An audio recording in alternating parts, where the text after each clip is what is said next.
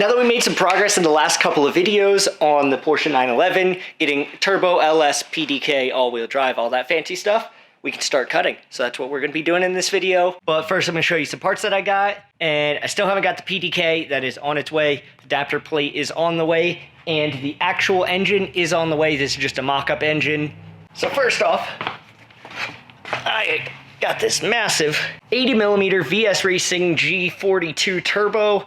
It is billet ball bearing, divided T4 inlet, V-band outlet on the exhaust side and on the charge side. So this turbo should be good for like 1200 horsepower. Hopefully we're around there, but I don't know where we'll be. So got this. This is going to get mounted sometime soon. It'll be in the back seat area. And we got the front motor plate from ICT Billet.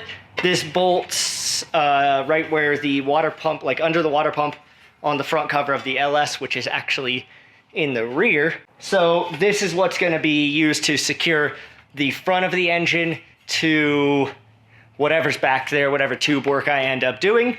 And then I'm also probably going to do a mid plate, which goes in between the motor and the transmission. And it'll be the same thing, aluminum, and just mount to some of the roll cage stuff. But we're not going to get to this yet, just showing you what we got. Let's get to cutting.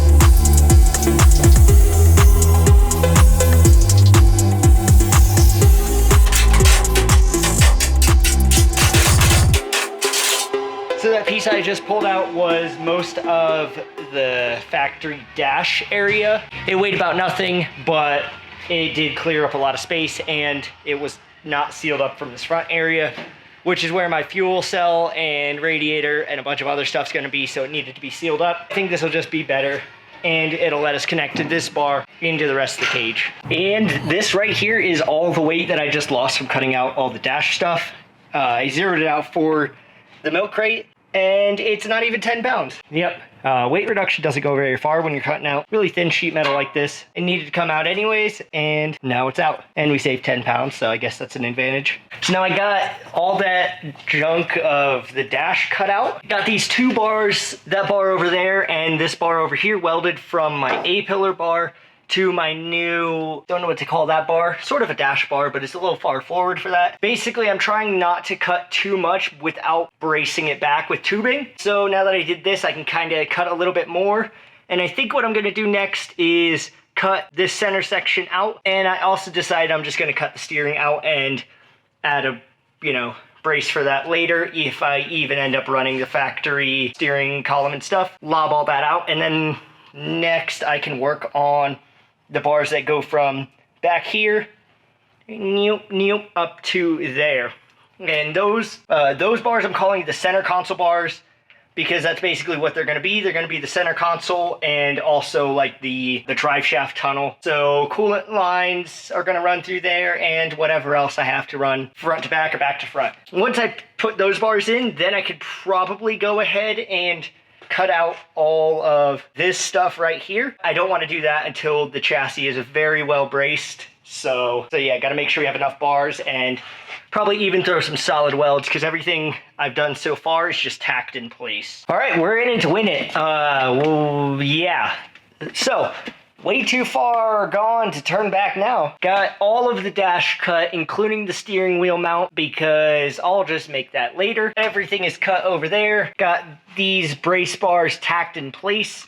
These two center console bars are just wedged in there. They're not tacked in yet. They'll get tacked in before I go any further as far as cutting, but I just want to make sure they're all square first, and then I haven't got to that yet. Then I went ahead and took a piece of some shitty conduit and just tacked it in place as a little front strut tower brace just to keep that a little bit square. All that is getting cut out, like, you know, this whole area right here is going to get cut out because this right here is a much bigger bolt hole circle than that. And I'm also not exactly sure of the location, just because something like that, depending on where caster, and then that kind of places this a decent bit behind the wheel. I'm not sure how this setup was. The wheel will sit about there, and this is probably about ride height. I'm going to try to set everything up to be really low, but I also need to have a lot of clearance because I want to run big tires all around, and probably going to try to run square setup so I can run some of those big Johns up front. But for now, we're just gonna play it by ear and see how everything fits. You know, if I have to cut back here, whatever, that's gonna be no big deal. Most of this will almost definitely be getting cut because weight reduction and, you know, get rid of the old shitty sheet metal anyways, because it's probably rusty on the inside, and a bunch of other reasons. So can't go wrong. So now once I get these two center console bars tacked in place, the next step is going to be cutting out the lower section up here, and that is going to be so we can fit the subframe in its, you know, roughly in its home. See where the mounting bolts line up, which is these two here and those two there. So got to see where they're going to line up and then figure out how we're going to mount them as far as like tube or plate or whatever, how that's going to go. I'm not totally sure yet, but... And now with the center console bars, we are ready to cut the front stuff. And these bars I actually made on my jig table over there, just because I wanted them to be super square, and I don't know, I was just kind of having trouble figuring out how I'd make them super square in the car. So I built them over there and then pried them into place, which was kind of a bitch, but they're in there and they're tacked in place, and I threw a couple extra tacks on the other bars I threw in.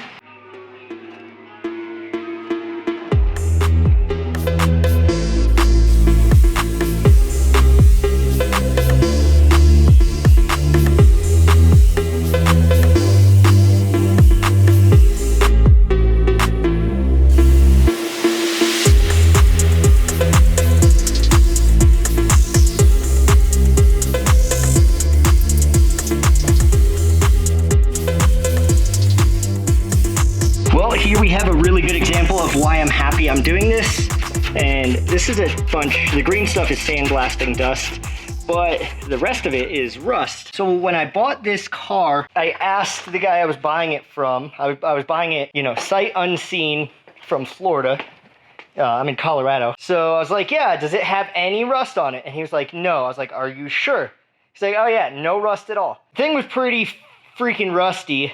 I had to replace a lot. I'm not very good at sheet metal work, so I tried my best and it wasn't too great.